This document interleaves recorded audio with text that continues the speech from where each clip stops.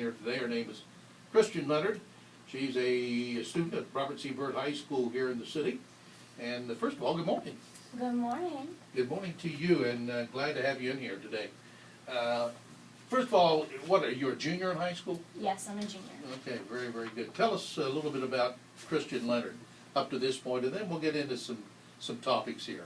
Okay, well, when I was 15, I created my own nonprofit organization called Shining Scars, and it's for children and teens who have scars and they may feel damaged or broken about themselves, but it's there to let you know that your scars have healed instead of your self-acceptance, and it doesn't mean that you're broken or you're damaged, but you're stronger than what you were before.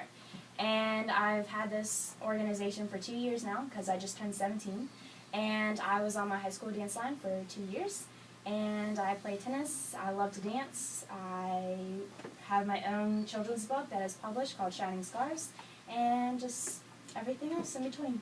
All right, very, very good. And also you've been in some competition here, team competition, right? Yes.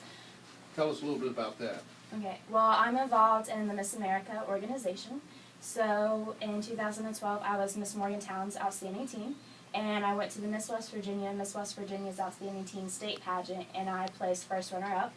Last year, I was Miss Southern West Virginia's Outstanding Teen, and I also went to states again, and I placed second runner-up. And my current title this year is Miss Northern West Virginia's Outstanding Teen 2014. You are the current Miss Northern West Virginia Outstanding Teen? Yes. All right, so you've been the statewide teen, I would think, after the South and the North, right? Yeah, sometimes people call me a traitor because I just kind of traded in my titles. All right, let's talk a little bit about your scars, Shining Scars. And I think the concept is pretty unique. And where did this idea come from at 13 years old? Where did you get this idea to start this organization? Well, growing up, I had surgeries, and I was left with 2 large scars. I have a 9-inch scar on my leg and a 7-inch scar on my back, and I was bullied a lot as a child, and I didn't think I was pretty, or I believed everything that my bullies had told me. And one day I decided that every time I share my story, someone thinks that it's really cool, and they actually say, wow, that's great, I love your story, and I wasn't afraid to share my story anymore, and I wasn't ashamed of my scars. So once I started answering all the questions about my scars, and I fully accepted myself with my scars, then I decided, this is a great opportunity, and this is something that I should create, something to help other kids and teens. And when I got involved in the Miss America system, you have to have a platform, and I wanted to do mine on my scars. And there's a whole lot of different other options out there: bullying, healthy eating, getting fit. Many different great platforms, but I really wanted mine to be personal to me, and then I created Shining Scars at 15. Would you consider when you first had these scars and you came up, were you being bullied about your scars in any way, shape, or form? Oh yeah, growing up in elementary school, I was bullied a lot, and different types of bullying. I was called Frankenstein for my stitches and my scars. Sometimes I'd get pushed downstairs or anything like that, and it wasn't a fun time at all. And one day when I kind of stood up to my bullies, they were like, oh, and they didn't know my story behind my scars. And once I told them that, then the bullying stopped. Interesting. I remember myself being young. Most of my scars, I've got some scars now, but they're from surgeries I've had here in the past 10 to 15 years, so nothing as a youth. But I remember growing up, and I wore glasses when I was like 6, 7 years old, started wearing glasses. And I got tormented about wearing glasses.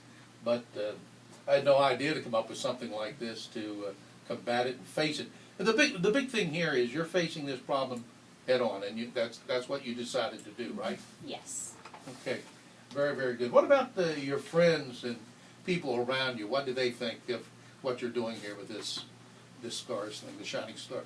They think it's really great. Whenever I first started, there was nothing out there about scars. There was nothing there to back me up or to have research on or anything. So when I decided to do that, everyone was a little, I don't know how far you'll get with this. And once they saw how far I got these past 2 years, they think it's really remarkable, and they support me 100%. All right, now how far you've got with this is the fact that you have your own website.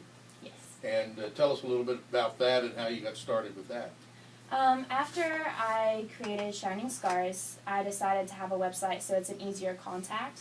so people can get in contact with me and they share their stories with me about their scars.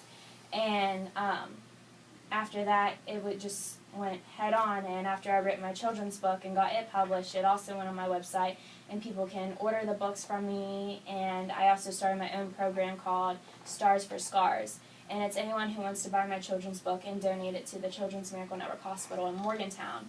And I make personal trips up there, and I go up to the hospital and I deliver the books to the kids. And one of my main goals is to have a sponsor to buy books and to have a book waiting for every child who visits a Children's Miracle Network hospital.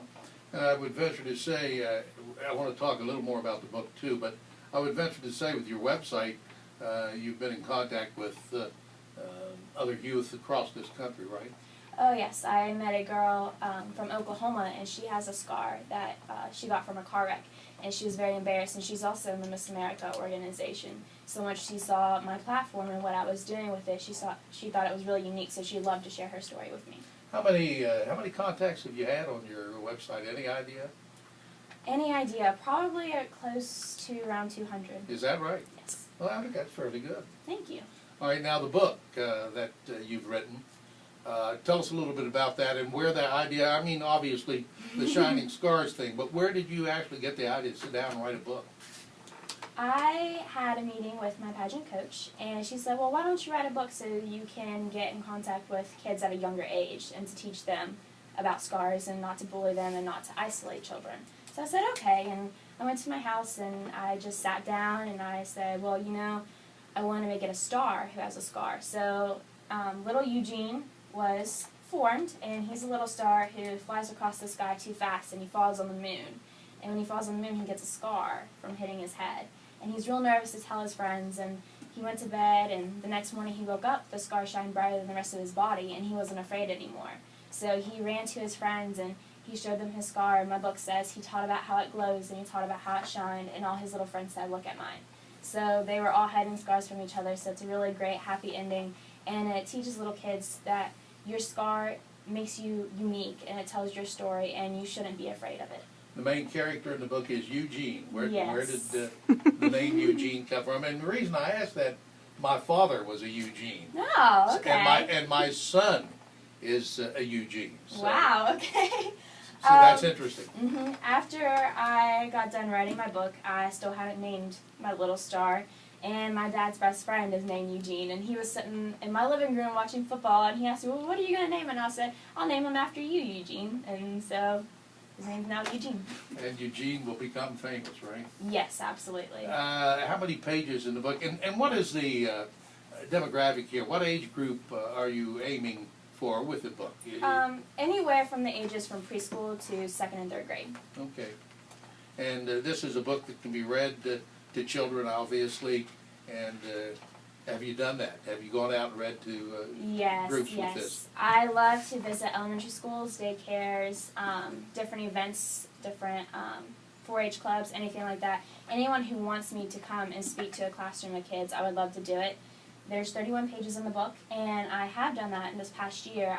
Even whenever it was just on a paper and it wasn't even a book yet, I would go to the daycares, the local daycares, and read my story to the kids. And way before I was even done with the book, they would all raise their hands and tell me stories about their scars, and they thought it was super cool. And a great thing that I like to do is I tell them to decorate their scars. So they'll go over and get highlighters or stickers and put it around their scars, and it just helps them feel more self-confident about their scars. Interesting. And I think it's great. What about your teachers at school? Have they been supportive of this platform that you're working on? They have, especially my principals. They've been really supportive. They love for me to travel everywhere. They love that I'm representing my school very well, and I also love that I represent my school. And you didn't have any trouble getting out of school today to come in here, did you? No, not at all. Well, that's very, very good. All right, we need to take a commercial break. We're going to do that. We'll continue our conversation with Krystian Leonard from Robert C. Byrd High School in just a moment.